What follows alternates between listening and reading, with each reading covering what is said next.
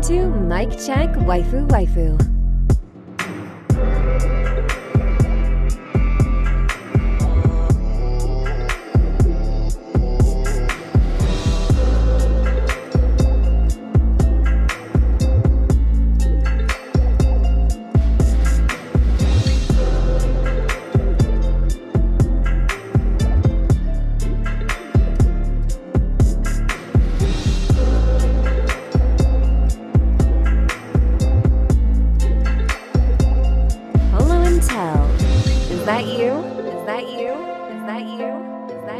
Check.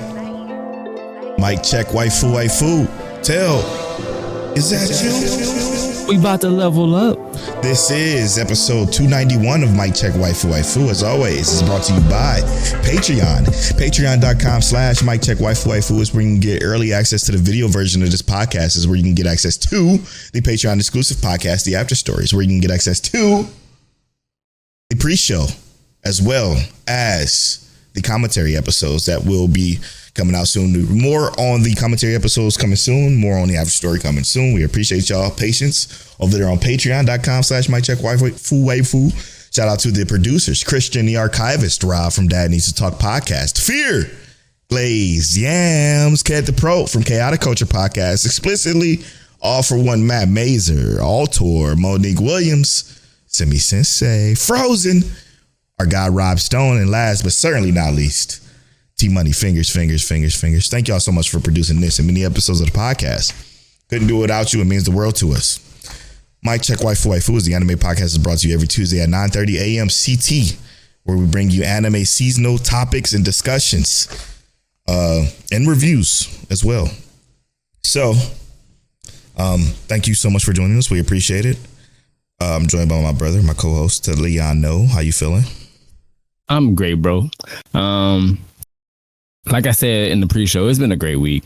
Mad chill week. Monster Hunter has been amazing. Mm-hmm. But yeah, man, it's good. How you feeling, bro? I'm living the dream. Like you said, Monster Hunter has been kicking our ass, taking over our lives. It kind of like, it's been a good time. But on the anime side of things, we got two special topics. I think special topics for you. We were both surprising each other with topics for this podcast this week. So this ought to be interesting. But before we get into that, as we always do, Tell, what was your episode of the week this week? My episode of the week was Solo Leveling. Yeah, mine too. Yeah, I cried. Yeah, real tears. It was one of them. Yep. It was one of them. Yep, it wasn't even like a thug tear. It was like a couple tears on both eyes. Mm-hmm. And it's like we knew it was so real. It was so real. It was so real. We knew it was coming, but the way they executed, from the music to the animation, the look of it all, beautiful, all well executed. It can't get no better than that. So, spoilers. In the spoiler half of the show, after the song break, we are going to be talking about Solo Leveling. So, be ready for that. It's easy Solo Leveling for both of us. There was another show though that had me a little slightly emotional. What was that, brother? That was Zenshu. Yeah, Zenshu, definitely. Yeah, that was a very emotional episode. Very pretty episode. That show is still doing its damn thing. I know it's not one of the popular ones this season, but for us it is. I don't know how. I don't get it either. I don't know how. I would never understand. I can't imagine how this one's flying under the radar. It's not necessarily that it's flying under the radar. It's that when people see it, they don't like it. So I don't know. Maybe it's something the Discord can explain to us, but I can't figure it out. The Discord episode of the week this week. I got a message from our guy, Explicitly, the producer. Let's see here.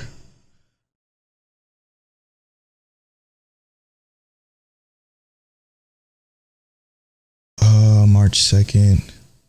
Yeah, it looks like it's I left my A-rank party. Okay. Yeah. Yeah. I mean, yeah. I can't complain with that. I mean, know what? Absolutely not. That even had some moments in it that the animation went above and beyond even for this episode. Bandai Namco stayed doing that for their shows for some reason. They do it with 100 Girlfriends I Really, Really Love You. Like, it's over the top, beautiful animation for a show that's completely asinine, but it's just what they do. It's hilarious. Tell anything to say before we get into our topics, anything to say about this season currently? Any changes in your rotations? Any overall thoughts on like returning shows? So I need to Orbs, right? Okay. Orbs, I think is still a great show. I think the context is very still. I can't wait to binge it. It's still very forward in its thinking, right? I wouldn't necessarily say it's predictable, but this latest part has, and I hate to say it kind of grew stale for a moment, but then it picked up again. You know what I mean? And it kind of does this thing where it'll have this episode that's a little stale, because this whole show is just deposition. It's like it's all conversation. It's all monologue and information, and I wouldn't even say you have to be like a progressive thinker or out of the box thinker to even understand this, because they explain it relatively well. Mm-hmm. They explain what heliocentrism is and all this kind of stuff, but the show itself sometimes dawdles and on like a specific moment, and it's like, this is a show on conversation pieces. You don't need to wait around this moment so long. But I do really, really enjoy where it's headed and how it's going. We're like very close to the end now, so I'm very excited to see where the next few episodes go. Yeah, so and that goes to the point that we made earlier last season when this came out, was that it's going to be a great binge, because those episodes where they have those moments, you're able to just watch it and then move on to the next episode without having to wait a week and figure out how this continues. So I think it's going to be a great binge. I said that from the beginning. So I'm like, you know what? I'm just going to wait to binge it. It's going to be easy to do. It's going to be on Netflix. So I think that's going to be a lot of fun. But what was you said you had some thoughts on Dr. Stone that you didn't need to bring the spoiler talk that you wanted to also discuss? Yeah.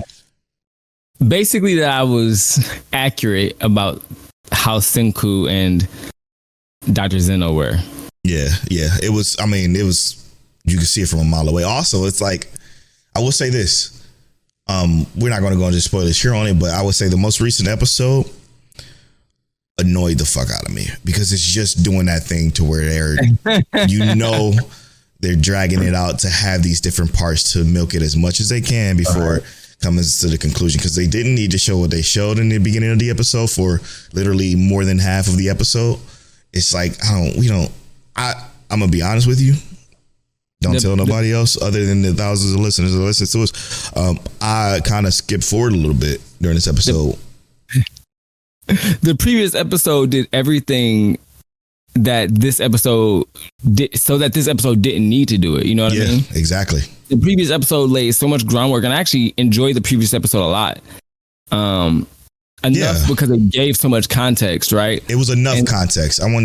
It was almost too much even last week too. Well, I'm saying to give that much context, so they did give a lot, and then to still give more in this episode was wild. It was like, why would you go ahead and do that? Unnecessarily too. Like we don't need this. We understand the whole concept of it, but yeah, that's my thoughts on that. Yeah.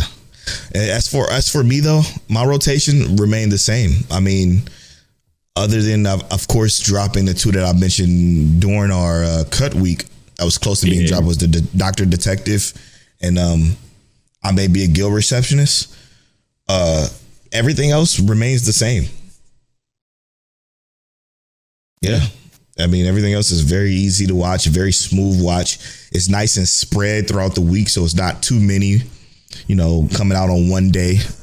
Like, I hate when that happens. Like, the most I think is maybe 4 shows on the end of the day that drop. And those are some of the easiest watches, because for some reason Solo Leveling feels like it's like 15 minutes long or 5 minutes long. I hate when Solo Leveling releases. It goes by so fast. Yeah, bro. I feel like I turn it on and I'm 10 minutes into the episode and it's over. Yeah. Like, what the hell? What happened? But that's signs of a great show. Now, Now to get to the topics of the show, Tell. Where do you want to start? Yeah, let me start. Please do. Great polo way. I'm scrolling through the internet, and sometimes it's always Facebook, man. They be having the wildest takes, bro. Oh goodness. But this is a thing, an actual thing. Solo Leveling Season 2, Episode 9 becomes the first episode of the season to hit over 1,000 dislikes on Crunchyroll. I see. Go ahead. It is apparently the heaviest disliked episode of Solo Leveling so far. And the one we just watched, the most recent? Yes, the most recent one. No. I think, okay, so this is the problem. And hear me out. Go ahead, brother. I think you got to get off of Facebook because it's just like the new Twitter. Yeah. It's just an engagement tool. Nobody cares about what they're saying being the truth or a lie, or even if it is the truth, what does it even, it doesn't say anything. Right. You know? Now, it doesn't, right? And that's kind of what I was looking at here, right? Because now you look at it's got 2,000 dislikes, whatever. Here's the thing. I think perception is so heavily skewed. I don't know what people were expecting out of Solo Leveling other than I guess they were expecting constant fights, right? But I feel like this episode was such a good story-driven episode that I just don't get, because these are the same people who will boast and brag about how Super Saiyan 4 Goku was talked about in Dragon Ball Daima. Like, where does this kind of, I don't know where this kind of, I guess, thought process comes from, because it's the same kind of people who want to watch this. It is, a lot of the people are the same kind of people. They want to see the action that Solo Leveling is having, but then they see Goku turn Super Saiyan 4 and they think this is amazing, but they see an episode where everything that he's been working for comes to fruition, and it's like, I think this is the worst episode ever. Yeah, see, that's why this is such a nothing burger that even if you go anywhere else on the internet, okay, anywhere else, I'm even in the AniList, for fuck's sakes. AniList always drops a spoiler thread on their most recent episode of anything that drops. Even looking at this thread, well-liked thread, people comment how much they loved it, beautiful, blah, blah, blah, blah, blah. So like everything, for one, Crunchyroll is the source of this quote unquote article or Facebook post. The reason why it is because Facebook ain't got shit to talk about over there. They need engagement things. Shout out to our Facebook group, of over 10,000 people. We appreciate y'all for being over there. Yeah. It does mean a lot to us, but like, come on, man. It's literally, it's a nothing. It's probably the easiest topic I've ever had to discuss on Mic Check Waifu. It means nothing. Getting 2,000 dislikes on Crunchyroll means nothing at all. Everybody loved it in AniList. Everybody is loving it. That watched it outside of like a small subsect of viewers, which is Crunchyroll people. And I think Crunchyroll people are full of people that are, just like you said, are looking for just the action-y based shows, which kind of leads me perfect into my topic. Yeah. My topic is the current anime landscape.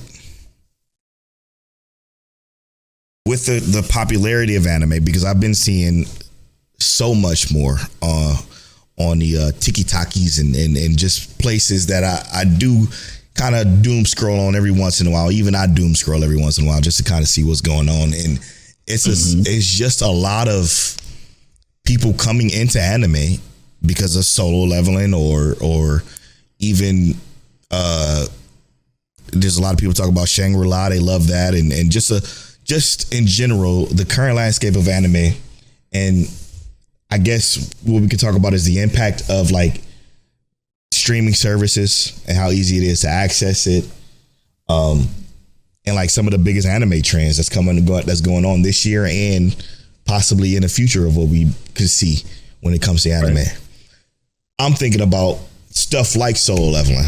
My thought process where anime trends is going right now is going the way of, I guess the correct term would just be adaptation, right? And it's specifically popular adaptations being visualized in anime form finally. It took so long for solo leveling to get to this point. Solo leveling has been out for a very long time before it got to the anime point. Yeah. And then you got next season, the show we talked about a couple of weeks ago, The Beginning After the End. Another manga that's coming out next season. So we're going to go from solo leveling to The Beginning After the End, almost back to back. And that's where I feel like the anime trend is going. It's going to that to be, unfortunately or fortunately, depending on how you look at it, kind of focused on like the manga main character hero type deal again. Yeah, before that we had Tower of God. Yep. God of High School. Mm-hmm. Unfortunately, God of High School. But I feel like solo leveling even more so has opened the door even wider for that adaptation field. Yeah, I think it opened it up even wider because of the fact that it's covering so many bases of different fan bases that not just enjoy anime, but just TV in general. You got this protagonist who's badass for the youngins and the meatheads that love that kind of shit. You got the handsome protagonist and the smooth protagonist for the ladies. The ladies love that shit. You got, or and men, whatever your preference is, and you got, I think, again, A1 Pictures being one of my favorite anime studios with this animation and just something pretty to look at with a story that's relatively easy to follow. Now, this is an issue I have with the current anime landscape is that I feel like it may go to the route of being just a tad bit more simple now, because they kind of like with solo leveling, they kind of took it down quite a bit. And now, mind you, in the spoiler talk, I'm gonna touch on why I feel, because they changed a lot within this most recent episode, with the most recent 2 episodes that I kind of recollected, just thinking about,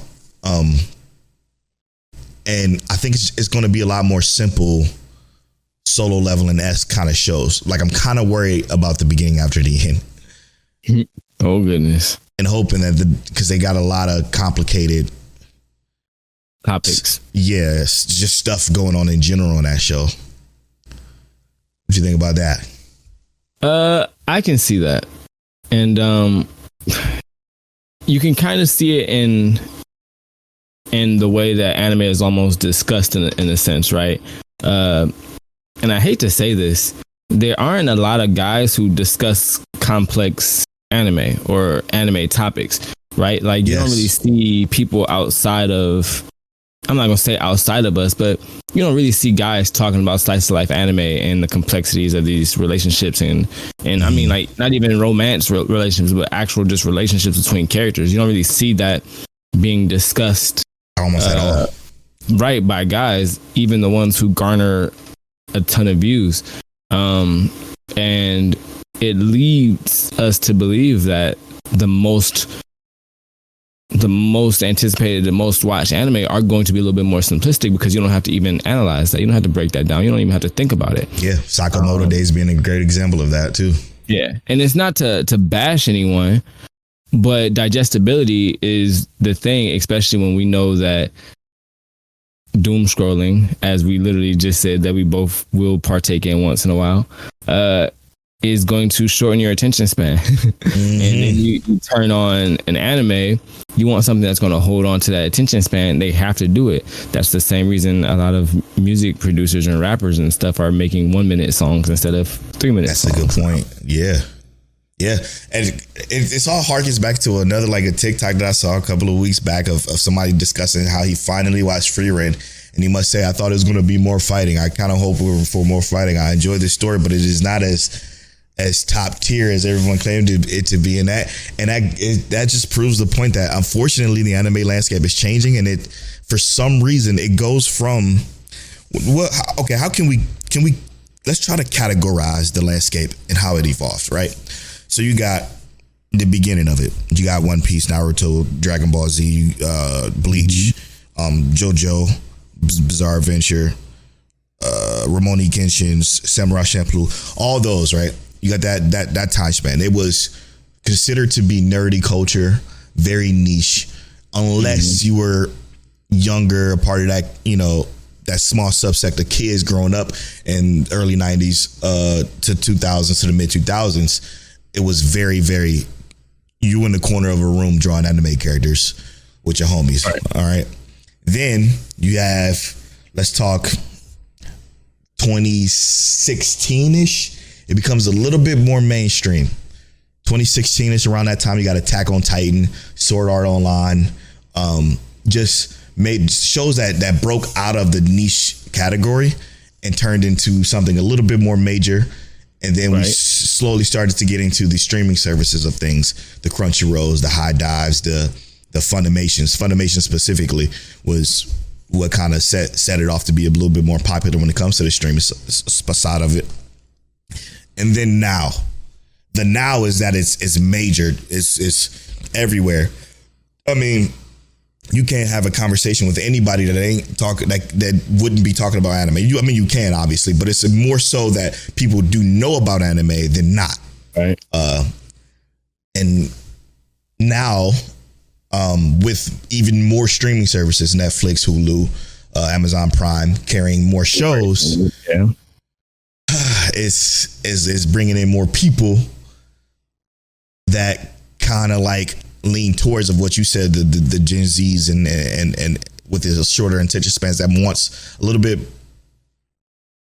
more for less. Does that make sense? Yeah.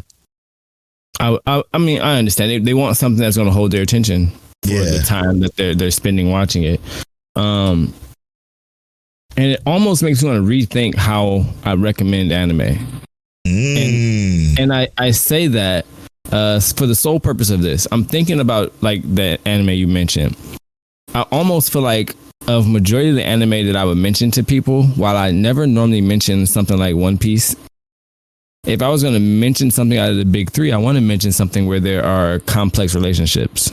I mean, yeah, okay, yeah. And I say that because if it's action oriented, but at least has complex relationships where like you have to understand why people are even thinking in a manner in which they're thinking, maybe in the future when you go to something else, you'll start to try and look at that in a similar light, and it'll let you get into anime with more complex relationships in a way. And it's not to say that. There. Yeah, I'm trying to think which of the big three, if I were to recommend, has the most complex relationships where it would say, all right, you watch this, now go to something else that could have a relationship that's somewhat complex. You can't do that with them, unfortunately, because none of them have that. The closest maybe would be Bleach, but like I don't think it would be a great one, to be honest, anymore. Yeah. If you want to go the route you're going, you got to go 86. It still has to be action oriented enough to draw people in. Because like the 86 is, it totally is. I agree with you. I think it's great for us, but do you absolutely. You think so? 1000%, because look at the way it starts, or think about the way it starts. I'm not even going to go into spoilers. I mean, you just got to think about it. The way it starts is on one side of the fence, and then almost immediately it takes you to the other side of the fence, and that other side of the fence, you start to see, whoa, this is a lot going. Like it's quite deadly over here, if for lack of a better word, that I'm trying to be very vague with 86, because watching it from scratch, you have to watch it from scratch, because he didn't get Shimigami for no reason. You know what I'm saying? Like he got that title for a reason. Yeah, you know what I'm saying? So, and it kind of starts there. So, it's heavy. It's very, very heavy. So, well, and I think actually that could be perfect, because I'm trying to think of something that could immediately draw people's attention, but introduces those complex relationships, so that if they watch something after this, those relationships, even though like let's say it wasn't their main focus, it will be inadvertently like you almost trick them into thinking harder. Exactly. They watch the anime. Exactly. You could do that with so 86. Now I'm gonna go to one you can't, and it's one of my favorites. It will forever be one of my favorites. Steins Gate. You cannot do that with that one. You can't, because the start is just it's just what the hell, you know what I'm saying? It's just like, what's going on kind of deal. Yeah, it takes a minute to sink in. Exactly. But when you get to the episode 8 range, which is very far for someone, again, we know that the trend in this the anime current landscape is that you gotta be snappy. You know, you gotta draw that attention quick. You can't do that with Steins Gate. Yeah, Steins Gate is very contextual. They're building a lot of context. So yeah. What can you do? Yeah. What you think you could do when this current anime landscape would recommend that's complex yet catchy? See, I would have said something like Free Run, but apparently not. See, perfect example. I mean, the guy had, again, and maybe that's just even so. I would say something, and I never realized how, I can't say how unliked a show is, but ReZero. I think ReZero has great friendship models built in. You know what I mean? But obviously, we're not quite. I don't think everyone would necessarily agree with that. But another show that I guess I could recommend, 2 more. I would say I'd recommend, probably for that very same context. One being Fire Force, where it is very action oriented, but the relationships can be thought about in a way in which, like, you pay attention to how these characters interact amongst each other, or even how they're interacting when they're not amongst each other. And then another personal one is just Noragami, which is action oriented, but I also think the relationships there are heavily front and center. Quick side tangent: we are doing a rewatch of Fire Force in a week. Yeah. So next week we're starting to watch Fire Force, season 1, but that's next week. Did you mention Log Horizon? Yeah, so Log Horizon, I'm gonna mention that here in a second, but the reason why I'm gonna just rebuttal what you said about Fire Force is that it's character wise. I don't think character wise Fire Force is as complicated, but what it does offer is it offers another thing that is good for this discussion is the world building. I think the world building in Fire Force is some of the best in the entire industry. So while it won't be complex for the character reasoning, it will be complex for the world. But I think that might be a better hook than it being the characters, because its world building is fantastic because you're interested to find out what's going on. Now I could change my mind when we start our watch next week, but and then the like you said, the fighting, the action, it's there. It has it. And then even if you aren't interested in like the world, it still has fantastic action, more than enough action to keep it going. So I think Fire Force was a great one to bring. One that I'm gonna just throw some more. I feel like that we feel we love but won't work.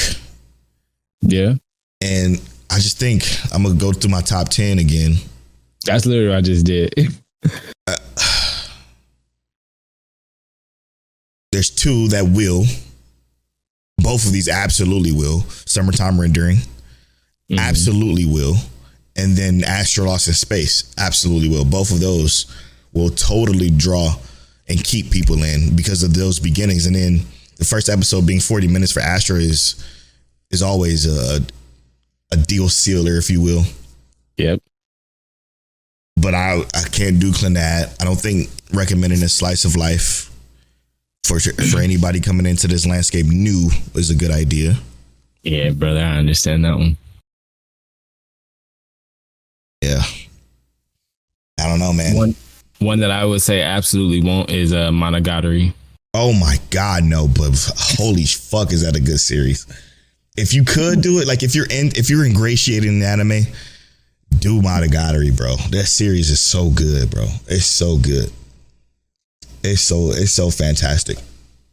But yeah, man, I think the biggest trends go short, quick action, beautiful animation, and I think that's unfortunately where we at right now. In a time where it's all about clickbait and quick consumption. Facts. I agree with you, brother. That's why this solo leveling is working so well. Solo leveling is amazing. It's top tier. It's top tier. Because what it is with solo leveling, and we're gonna get to it in the spoiler half of the show, but it's so much deeper than the surface levelness of it all. It's just, it plays a small part of the show that nobody even thinks about it anymore. Like, nobody's thinking about the system. Like, nobody's thinking about the system until they talk about it. But it's happening all the time. It's happening the whole time.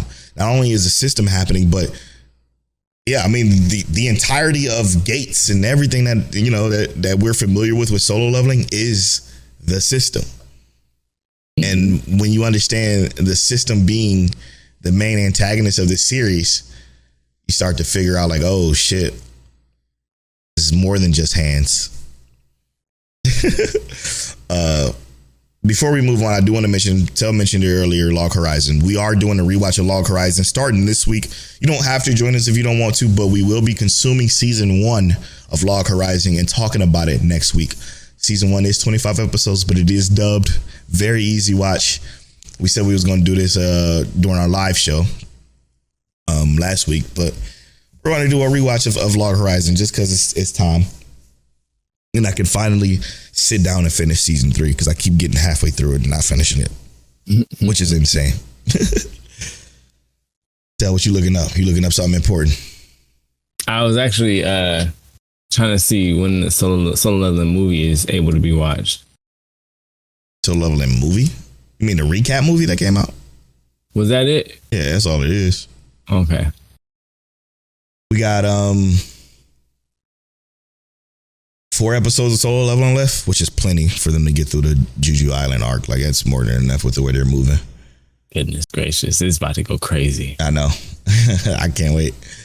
Yeah, it's gonna be great. All right, Till, you ready to get to spoiler talk? Let's do it. What are we doing again? We're starting off with solo leveling, which is episode 9 of solo leveling. Then we're going into episode 21 out of 25 of Bluebox. And then we're finishing off with episode 9 of Zenshu. But before we get into that, let's get to know Mike Check Waifu. It's Tell's turn to read the question and my turn to roll the random number generator. I gotta pull it up. And number generator, here it is. This is part of the podcast where you get to know us a little bit better. One of us rolls a number, the other reads a question associated with that number, and we answer that question to the best of our ability. Let's get to it. The number is 22. 22. Number 22 is... What anime would you recommend to someone who has never watched anime before? That's crazy. Wow. Yeah. I mean, with the anime trends, and this is the official answer to that question. Who's never watched anime before, you know what I'm gonna say? I'm gonna unironically say solo leveling. I think starting off with season 1 of solo leveling, very easy to understand, very easy to get to. It gives you a little bit of everything. Great character, great story. So at the beginning, and action. And like, oh, that's why this can't be like this isn't a children cartoon. Oh, these characters look cool, you know? Oh, I'm really interested in where this is going to go.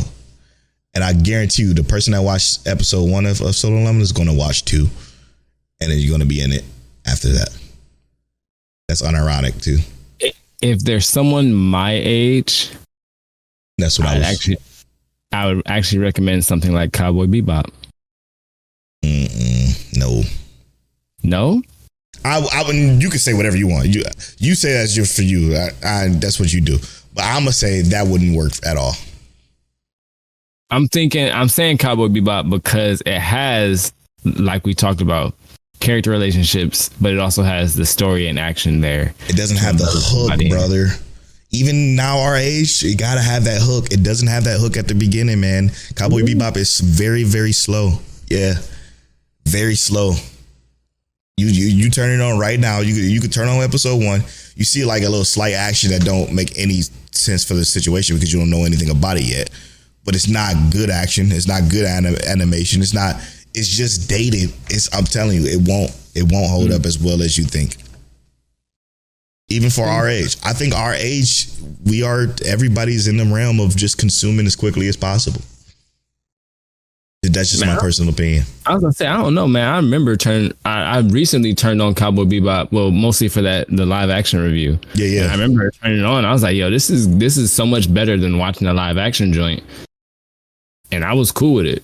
Yeah, they got the action, but it's just, for me personally, it just don't hold up. It just feels. I mean, maybe it's just because of my mindset and everything I've seen recently now, though. So I didn't think about it in the mindset of somebody coming brand new into it. Yeah. I'm thinking somebody brand new, but yeah, I'm trying to think of something in that range that is like, because the only other thing I was thinking in that range is not something we already spoke of was something like Samurai Champloo. But I also think those are shows that have what we talked about. Yeah. The only issue is I think Cowboy Bebop. Remember, this is something to get somebody into the entire genre. I don't think Cowboy Bebop would get somebody into the genre. Really? Yeah, I think Cowboy Bebop feels like something you watch on Sci-Fi. Not necessarily something you would want to bring somebody for anime into. Like, this is what anime can be. This is what anime is. You know what I'm saying? Like, I guess that's what my mindset comes through when it comes to recommending somebody in anime to become into this landscape of anime. Watching Cowboy Bebop or watching something like, even go to something that came on around that time was Rurouni Kenshin. These samurai shows, these period pieces, that's just a period piece you could see on Hulu called Shogun. Right. You know what I mean? Like, it's just like, what's going to get somebody into the whole zeitgeist of what anime is? Because the question is, another question, again, when doom scrolling, because my feed is just full of anime stuff, is a girl's like, so I just started anime. Is this what anime could be? All I think about is anime now. Anime could be this. I'm in love with anime now. And I started off with this. And she was talking about, unironically, Frieren. But that's a difficult conversation because anime has every genre there. You could drop anybody with a certain interest into almost anything. No, there is, I think personally, there is something that anime has that TV doesn't. Well, I'm saying, like, if you knew somebody was into like doctor shows on TV, right? You're not going to recommend them Solo Leveling. You might tell them you should watch Apothecary Diaries. I would not. No, you would tell them go straight to Solo Leveling. That would not ingratiate them into what anime is. That ingratiates them into what they are already currently used to. You know what I'm saying? Like, you're used to doctor mysteries and medicine mysteries and shit like that. I want you to be ingratiated into anime. What anime isn't what Apothecary Diaries is. Apothecary Diaries is a period piece, a TV show that you can watch on History Channel. Okay. Something that can ingratiate you into anime is something like Solo Leveling. Is even, you can go as far as to say, like you mentioned earlier in the conversation, ReZero is another perfect one that'll bring you into the anime of what anime is. Dying and then coming back, and we don't know why. Replaying this is Groundhog's Day, but in a more dramatic and devastating way, like even more so than the live action Groundhog's Day. You know what I'm saying? Like, that's what anime is, and that's what anime could be. I'm thinking outside. Like, I'm not going to recommend somebody a slice of life. That's just Days of Our Lives. You know what I'm saying? Like, it's just. I'm thinking of easing people into it. I ain't thinking of just dropping them into the hot water and saying go ahead. But is that dropping them into hot water though? Because it got everything that we mentioned earlier: the hook, the action, the characters, the art design. Something pretty to look at, like something to keep your attention quickly, or grab your attention quickly. Sorry, and keep it. Handsome characters, beautiful characters. Like, it has it all. You know what I mean? Okay. It's such a good conversation to have. I don't want to end it yet because I'm just thinking of other stuff. Yeah, no, because I think you spitting, but I'm trying to think about, like, I feel like it's so hard to just fit everyone into that specific one. I get it, but that's why you don't fit everyone into that specific one. You fit the show, or not the show, but the landscape anime into this. That's is what it. we want. That's it. not necessarily what people want, but this is what can bring you in. Like I said, just talking about the girl who she seemed like a very, you know, super casual TV watcher. She seemed like a young girl, like early 20s, but she was and this is what kind of got me thinking about this topic in general, is like, she was like, is this what anime could be? Is this what anime is? I'm boom, boom, boom, boom, boom. And she's just talking about how much she enjoyed free reading the characters in the world and blah, blah, blah. Like, it's just, that's what it does. That's what it can do to people. But if you start recommending stuff that you can see on TV, like my dad would probably love Cowboy Bebop because it's the shit he used to watch on Sci-Fi all the time. You know what I mean? But you know, like, so what was it, the one that you recommended to your brother, that he was like, oh, this is the anime, and then he started looking at other stuff after that, right? Because that's how I got my wife. I got my wife with Slice of Life, and now she turned on an anime once in a while by herself. Yeah, what you? I ain't gotta tell her let's watch Honey Lemon Soda. She just turned it on. Yeah. I can't remember what it was for Javon, honestly. It wasn't nothing in his usual bag, though. I can tell you that much. Yeah. It was very anime. Unintentionally. So I think I just loved whatever it was. I can't remember. That's a good question, though. I'm glad I asked him one of these days. Because it's so many, man. It is. You could even think about, you could even go as wide and crazy as One Punch Man. Like, that'll get somebody laughing. That'll hook somebody quickly. Like, look, this shit is silly. It's dubbed. It'll be easy to watch. You know what I mean? That's another reason why I also mentioned Solo Leveling, because the dub is fantastic. It's even better than the sub. So, bro said, I got a quick topic. You got a whole topic. It's a good topic. It's a great topic. This landscape the landscape is changing. Fortunately, we're going to be here to evolve with it. I think, and this is what I'm gonna wrap up this topic on, and then we can go into a spoiler talk, because I know we got to know Mike Check Waifu and the order is all fucked up, but whatever, who cares? This is a great episode. I think, moral of the story is, I think the landscape constantly changes with anime. Fortunately enough, we are in a spot where our podcast is in a pocket to where it doesn't conform to or need to conform to age-old topics, because the age-old topics of fucking Goku going Super Saiyan 4. I don't give a fuck. I know a lot of people love to talk about that. I know that's what people love, but you're not gonna get that here. You know what I mean?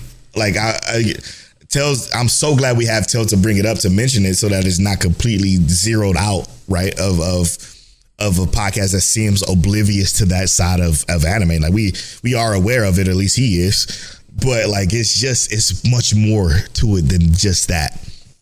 And I think we live in a space that supersedes that in a way that's bringing more people into more anime.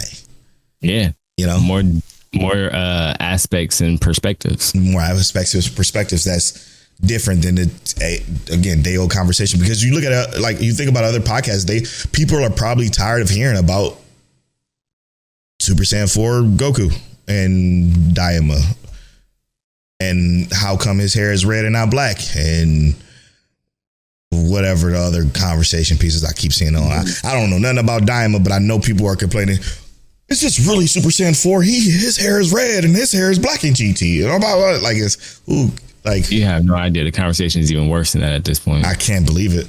I know. I can't believe it. That's the problem. But I just think we're in a great place. I just think it's a great place to be, because the next season of anime, we're going to bring you some new shows that you probably, where the names are going to be paragraphs next. Like, like, did Simi Sensei, one of our Patreon producers, shout out to you, Simi, send you that video? Yeah.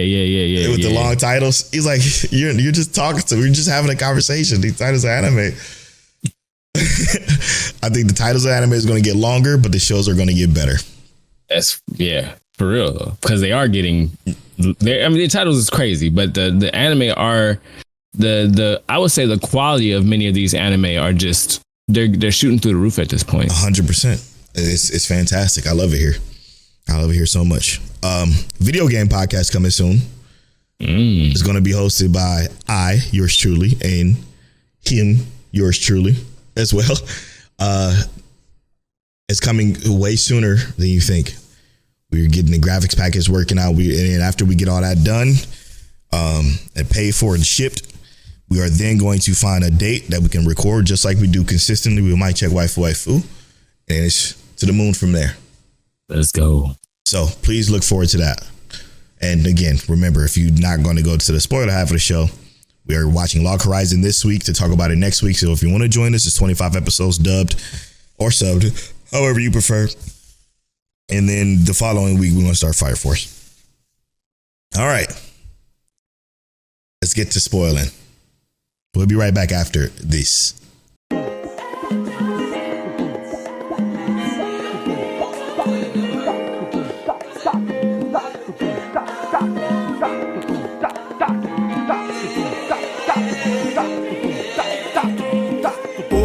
Hoje aqui no baile, o bonde veio assim, taradão e bolado pra tacar o piru aí. Vou te pegar vodka, papo, explodir teu negócio tudinho. Vou te pegar vodka, papo, explodir teu negócio tudinho.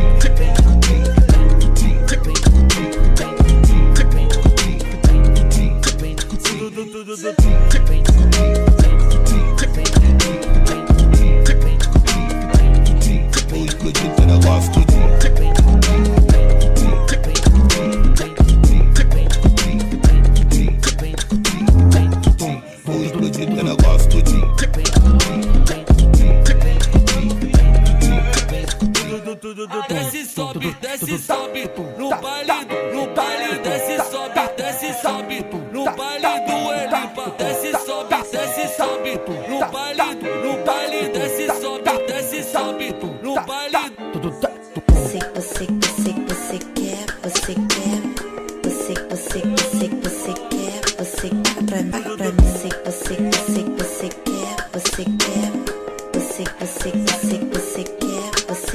mim,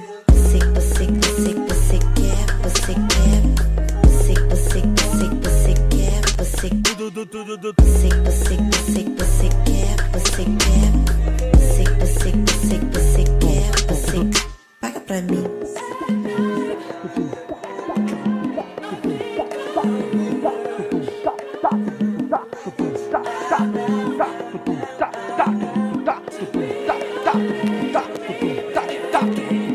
Hoje aqui no baile, o bonde veio assim, taradão e bolado pra tacar o piru aí. Vou te pegar vodka, papo, explodir teu negócio tudinho. Vou te pegar vodka, papo, explodir teu negócio tudinho.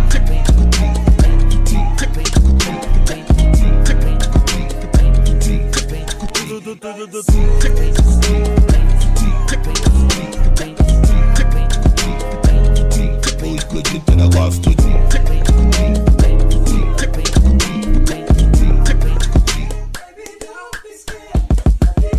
Vou explodir teu negócio tudinho. Vou explodir teu negócio tudinho.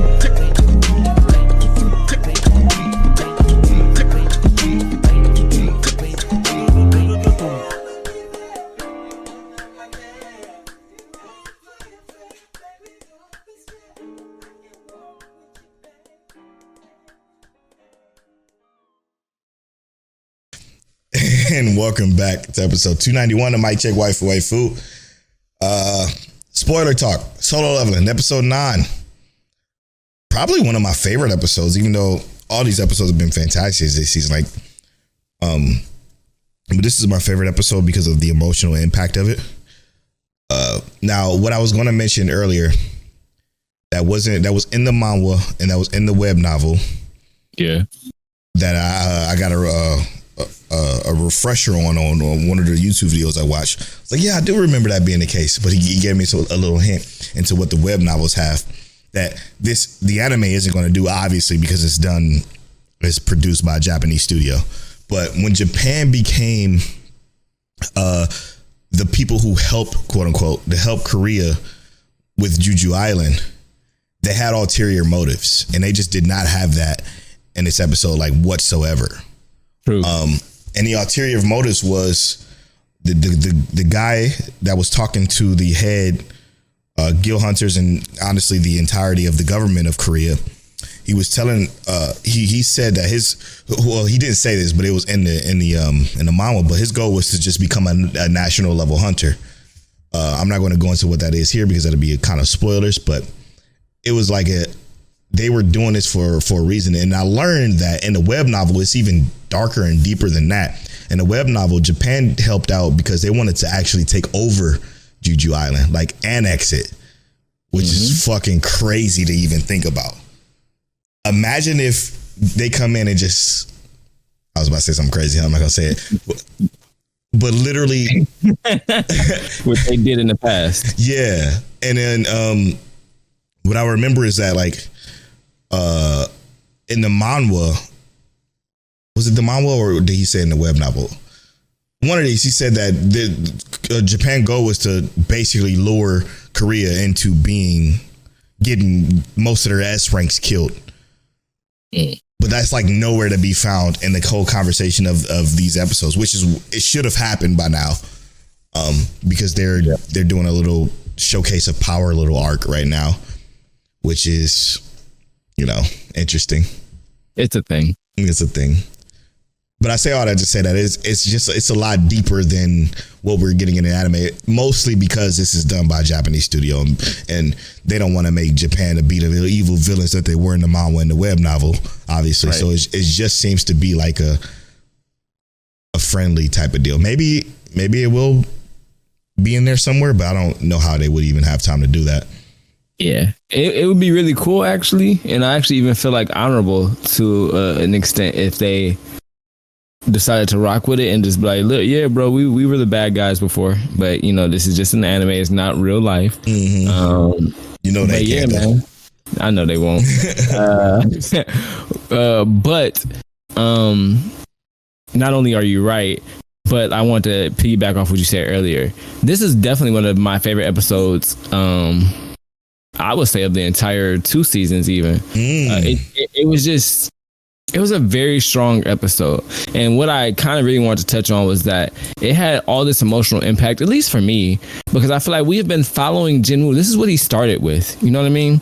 Yes. This is the goal he started with in mind before his father left or disappeared. This is what it was. This is what he was trying to solve the whole time. Save up money, do this. He's fighting, struggling. He's dying because he wanted to be able to help his mother. From something that technically he would have never known he could even help her from. You know what I mean? Yeah. He didn't know he could even save her from this, and then he gets the capabilities, the resources to actually help his mom. Not only did he have to die once for that, he almost died again. You know what I mean? He almost died again to get to the point where he could actually help his mother. Yeah. And I thought that this episode was amazing. Like, imagine not liking this episode for what? And it was a beautiful composition to me in terms of like leading up to that point, because you even see Jinwoo dipped when he was done. He was like, "Yep, I'm done here." Dipped out. Yep, on Issa. Poor Issa. He was testing an ability, yes, but he dipped out and did what he needed to do because he finally achieved his ultimate goal. And I feel like, and this is just me putting myself in his shoes, while he felt like he got himself into something that he can never get out of now because of what he is, it's a lot of weight off your shoulders, knowing that you can still go back home to like an actual awakened mom. Just home, period.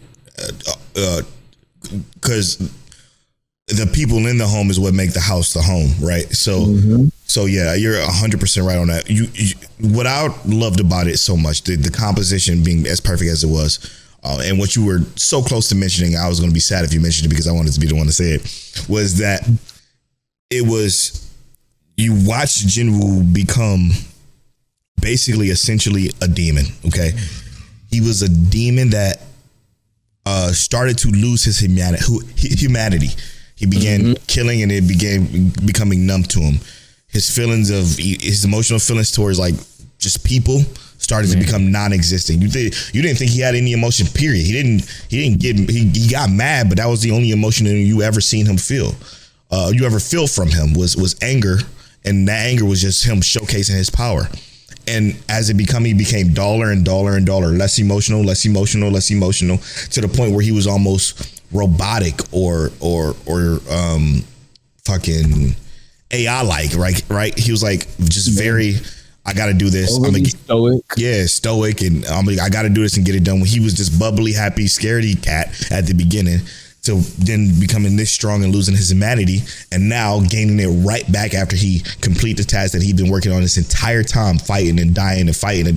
Well, he didn't really die. Both times he didn't die ever, but fighting and basically dying and coming back and living through all this training and solo leveling per se to get to this point and to be able to release that emotion to the person who he cared the most about was so beautiful. The music swell, build, tears, the pause, everything in that moment was perfect. This would have been on the Mic Check Waifu scale a 10 out of 10 episode, right? Easy. You have to say? Easy. Had a beginning, middle, and end. Animation was gorgeous. Very well paced. And when I say this, Jinwoo's tears, that sound design was amazing. The cry felt real. It looked like those tears were they probably was CGI tears the way they was rolling off the face. I was stunned, bro. I was in, and I got it on surround sound, bro. I'm like, y'all gonna have to wake up for this one because I was watching it, like I said, early in the morning. I had the surround sound on. That music probably sounded so good with the surround sound. Oh my God, I had chills, man. Chills. My arm, my hairs was standing up on my arm. It was amazing. Amazing, man. Yeah. Bro. Best episode. The only complaint about that episode was that it was too fast. It always too. This one felt a little bit longer. I'm like, I kept moving the mouse to see where the fucking bar was. I'm like, okay, we still got more. Right. And of course it ends at the best part where they're about to fucking start to showcase the power. God damn it. Squabble up, right? Looking forward to it, man. 4 more episodes. Plenty of time. I know. So word on the street is, I don't know how credible this is, but word on the street is Solo Leveling season 3 is already in production, so we shouldn't have to wait long, probably a year. For sure. I would love for it to be in the fall though. That would, and you know what though? That would kind of be reasonable, especially considering the popularity of it and the news we're getting around Solo Leveling with them. Like, I don't know if you saw, but they was talking about it's going to get the One Piece treatment, which I don't think it will necessarily, like specifically that longevity. Oh, okay, yeah. Apparently, they want to build on it more. Yeah, you know what? The Solo Leveling Ragnarok. Yeah, I talked about it last week where they said that everything that happened in Solo Leveling was the epilogue to what it is going to be now, which is interesting. Which means I should probably pick back up and start reading again. Yes, but that's I wouldn't be surprised if it would be ready in the fall. Give us a season off, or even next winter. I mean, I would be cool with a year, but the fall would be amazing. I would be too ecstatic. How is A1 Pictures turnaround time? Not really that great. But everyone, amps it up when they got something like this on their hands. You know what I mean? That's a good point. Yeah, what I'm about to do is I'm gonna go to A1 Pictures. I'm looking at what they got now. Yeah, currently they got quite a few shit. All to know is Zero Re Plus. Oh no, I didn't know that movie came out. I gotta check that out. Face Strafe. You look at how they did Nier. They did do that. No, I wouldn't say necessarily back to back, but they did have breaks in between, obviously. They did Nier? Nier A1 did Nier? Come on, bro. It's right there. Nier Automata. Automata. I hate when people call it Automata. Well, I say automata because I've heard people say automata, but I literally just say automata. I don't know why they do that. It's like automaton, but Right. so I don't know why they call it automata. Onomatopoeia. True. No, you're right though. They don't have much this They year. had a decent turnaround time for 86. No, they didn't. No, they did not. I mean, that's because they had that short. We was in COVID times at that point. You know what I mean? I guess that's true. It might have been COVID, but it was Two seasons, part 1 and part 2. It was only part 1 and part 2 because it was supposed to be one season that they had to split. Oh, okay, yeah. I guess that's also reasonable. So, yeah, they had a lot of, and then the episodes was delayed by like months at a point in time. It was kind of chaotic. But again, you're probably right when it comes to that being COVID. Yeah. So they don't got a lot in 2025. So it is entirely possible for them to crush this and have it come out in fall or even, winter of 2025. Come back around that time. I say fall. Fall would be, no, it'll probably be winter again. So around January next year, December this year. I don't know, man. I want it to come back sooner. All right, moving on. Bluebox. Show we haven't talked about in a while, but that's been really, really good lately. Very, very episode of the week quality this week. Now I get why our guy Rob Stone called what's it called? Best Girl. What's her name? I found her real quick. The pink hair girl. What's his name? Girlfriend. Karen. Oh, yeah.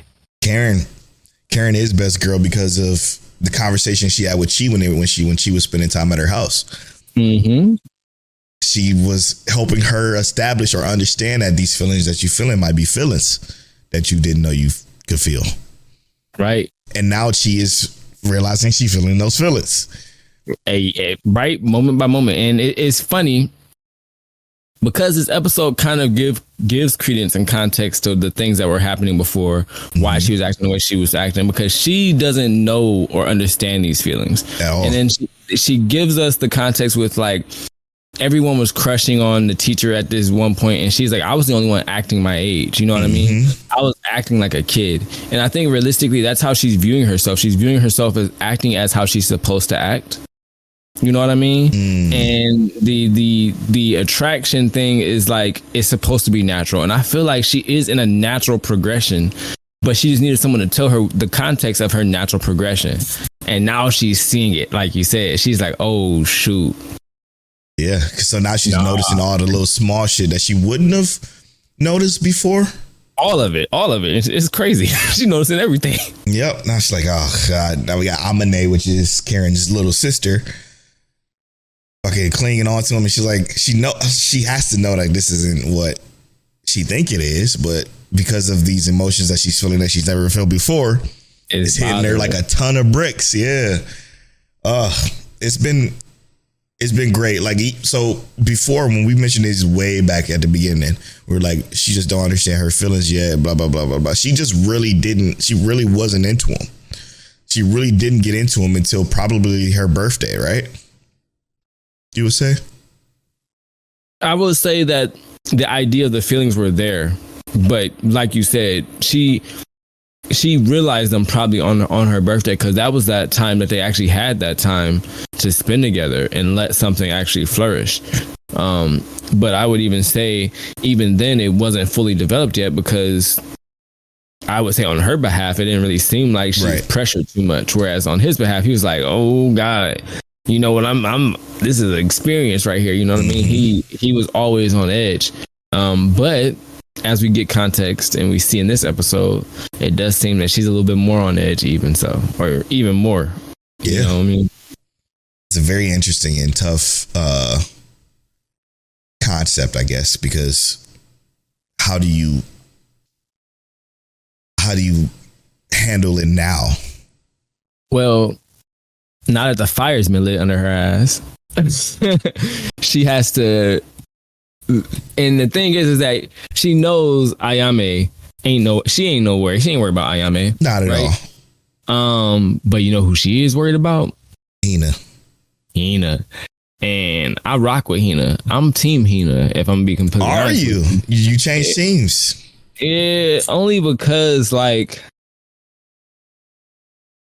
I like a good fight. I like that Hina ain't letting it go. The only issue I have with Hina is that Taki hasn't explicitly said I'm interested in this and she's still trying. I don't actually like that perspective of continuously trying when someone has said I'm not Already necessarily into you. Yeah. But he also he's not, I would say he's not man enough to quite say that I'm not into you at all. You know what I mean? So he's kind of stringing her along, but that's kind of why I'm team Hina. I would disagree, only because he did make it clear, and he made it clear early that he makes it clear that he does like Chinatsu. Yes. Yeah, he's like, I'm sorry, but the person I like is Chinatsu, and she's like, okay, but I'm not going to go out without a fight. That's right. Her choice. Now, right. I do see where you're coming from though, because this is when she should probably back off, right? Because then it's becoming a little bit pestering at that point. A little predatory, I might add. For lack of a better word, right? To where she's taking advantage of his current situation by like she's using the play thing, and now she's like, well, maybe I could just live with it, like making it harder for him, right? In certain instances. So it's like that part I get, but also I like Hina because she is our antithesis to Chinatsu and to Taki himself, to be honest.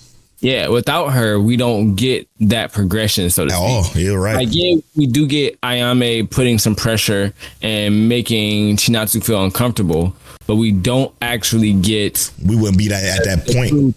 Yeah, we don't get the competition. Yep, we wouldn't be at that point with Ayame unless it was Hina.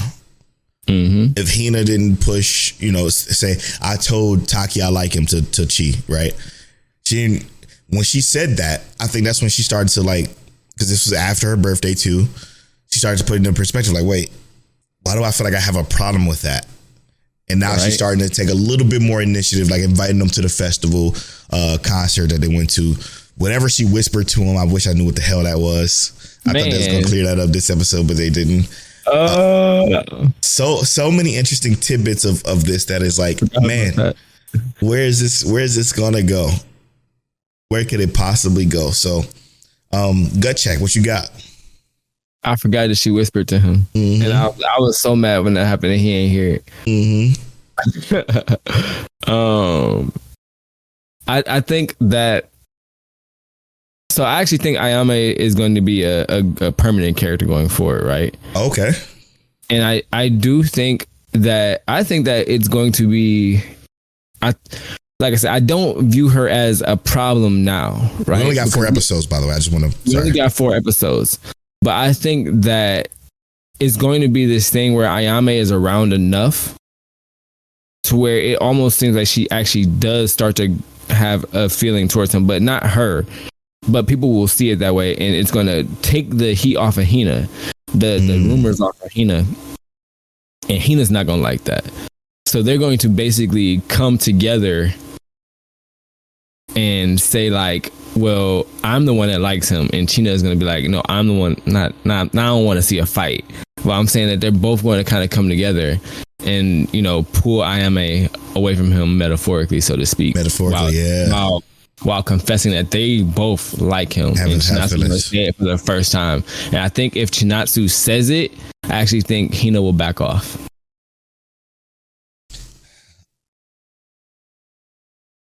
I think there's going to be a conversation somewhere, and where that conversation is going to fall in where Hina is going to be talking to Taki about something.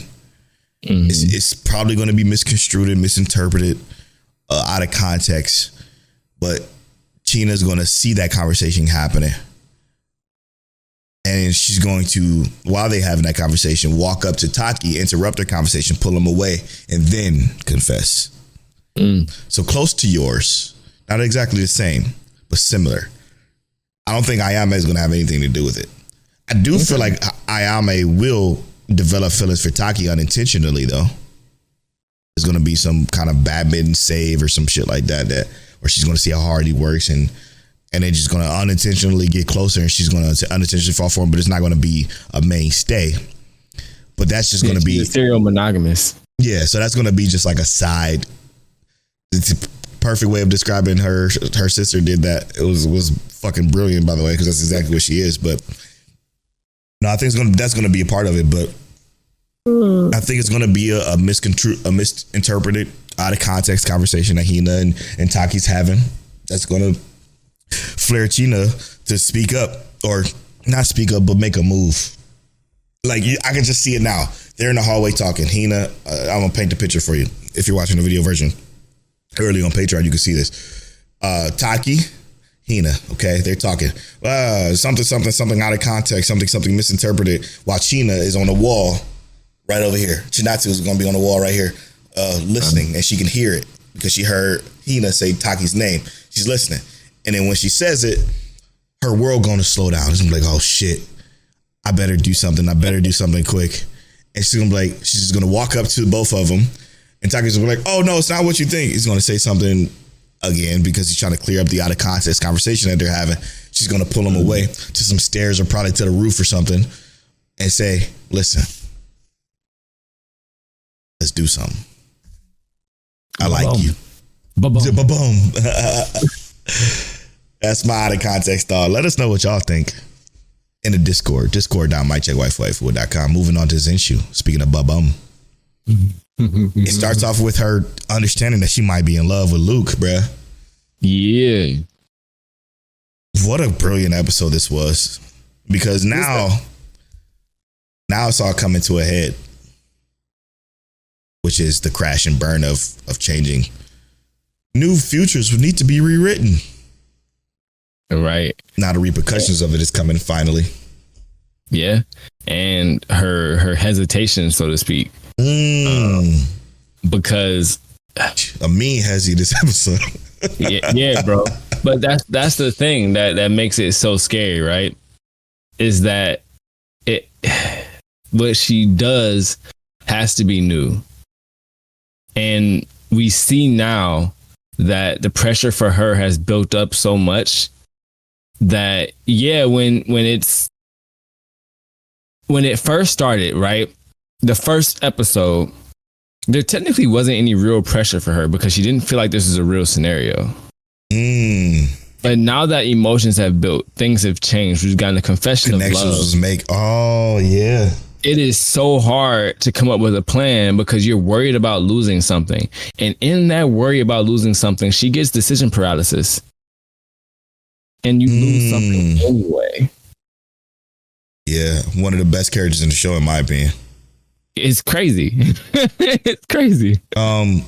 Crystal says, I'm fully convinced that the damn bird is up to the damn bird is up to the new voice to try to stop. She came up with a new voice, I assume she mean, to try to stop Natsuko from changing her movie. Yeah, it's 100% that, right? Like, yeah, she created the voice and she's been trying to play out her movie the way it's supposed to be intended while Natsuko is changing it. Which is an interesting concept because you got to think about it like this. The creator of A Tale of Perish came in as a completely different fucking mammal. Are birds mammals? No. Yeah? No. I'm stupid. She came in as a completely different animal, right? Or entirely. But our girl came in as Hirose. This goes back to the gut check that I had a few episodes ago where I think she's in a coma from the clams and not necessarily dead. While we know that the author of A Tale of Perishing is dead. So while she's dead and she's in there as a different entity entirety, she's here as herself, which means that she's not fully dead. So I do think that the Tale of Perishing director thinks that if it plays out as normal as it's supposed to, that she can maybe come back to life. Maybe. I don't know. Or Hirose, I think she's just now, she was in it for the fun of it, and now it's becoming more real. Like you said, everything in as a precursor to everything that you just said earlier so eloquently. I think you're right on the money, man. I just find it tough because I think I know how it's going to play out. Yeah. Where everybody needs to die for Hirose to wake up and then be able to draw again for her own sake. Yeah. And I think what makes it, what the previous creator said was that you won't be able to, she said you won't be able to fix my story. It's no use. Yep. The thing is though, and tell me if I'm like wrong or out of context, but the whole time she wasn't necessarily fixing the story. She was making very large out of context changes. If she were actually adding to the story, what would the repercussions be? Instead of just making things that are just out of place and combating the story, what if she was actually writing something or creating something that would add to the story? Wow. Okay. So I'm liking this theory a lot better. So you thinking, what does the fucking peg bar say? Something must be rewritten. Yeah. A new story must be written or something like that. But that's the thing, is that you can change the story while keeping it true to the story, grounded, so to speak. And I say that specifically because it gave me that idea when she drew those scribbles and threw it on the ground. I remember when I was in high school, I was in fine arts class. I think it was like my 11th grade year. My teacher challenged me. She said, "You're not allowed to erase anymore." She said, you can't erase anything. If you mess up, just keep going over it. You find a way to make it an actual piece. And that whole year, if I tried to erase, she basically took points off my grade. And it was crazy. I was like, "You ain't doing that to nobody else." She's like, "Because you can do it." But the thing is that she can too. She is, like I said, she was having that decision paralysis. And in that moment, when she just threw it to the side, that's what caused the problem, is that she just threw this completely intangible thing that she drew to the ground, thinking that it was a mistake that she made and never completing the mistake. She never completed the story that she was trying to write. So that's got her desk broken.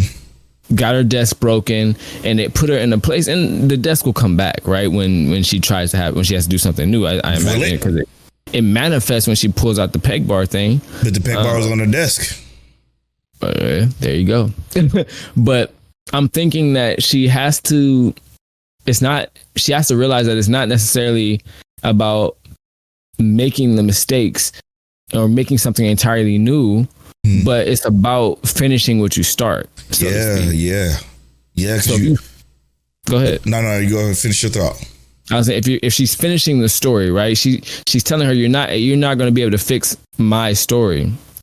But if she is able to finish the story, remember, this is not a story that was true to herself. This was a story that she was given before she, got sick or whatever. This was a story that she was handed and said, "I need you to fall in love with this story and see what, make this story a thing." Yeah. So now you're taking someone's idea and building on it. And that she hasn't done that this entire show. She hasn't taken that idea that she was in this story of and built on it. And I think that could be the saving grace for her, is that adding your new creative perspective, which she clearly has, to what already exists. You're amazing is what our guy said before he died. What did he say? I want to make sure I get his character right. I hate that I got to go to more characters to get the best character in the show's name. Is he not even in here? Oh yeah. QJ. He says, what does Luke say? Remember, you are amazing. So she has to think for herself and build upon the story, not completely rewrite. But the pegboard says rewritten. Something needs to be rewritten or something like that. Yeah. I don't know, man. All I know is beautiful. It's a beautiful way of telling a story. And then when everything's going down and it's being executed and it's about to go off and the music the ending song starts to play, it's the most emotional, tangible, impactful way of ending this show so brilliantly. I love it so much. It's also a really good transition. Yeah, it's so perfect. The way it like kind of just fades into it. Yeah. Perfect. Oh, it's so good. This is such a beautiful show. It's hard to everything you said. I think is hard to rebuttal or to speak on, because I think her goal. We got to think about everything that's happening in this show. Her goal. She was stuck on not understanding what love is. She needs to find love. Mm-hmm. She started to find it with Luke, or she thinks she has, or she's emotionally confused in this particular moment. And now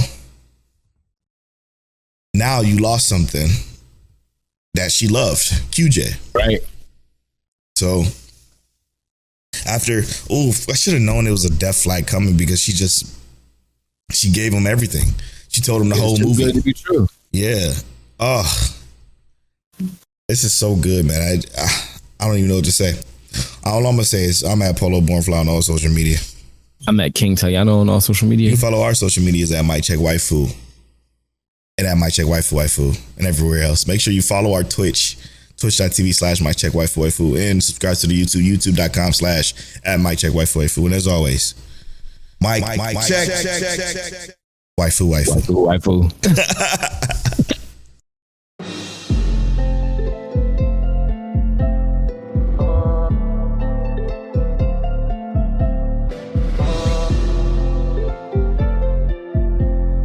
You're now tuned into Mic Check Waifu.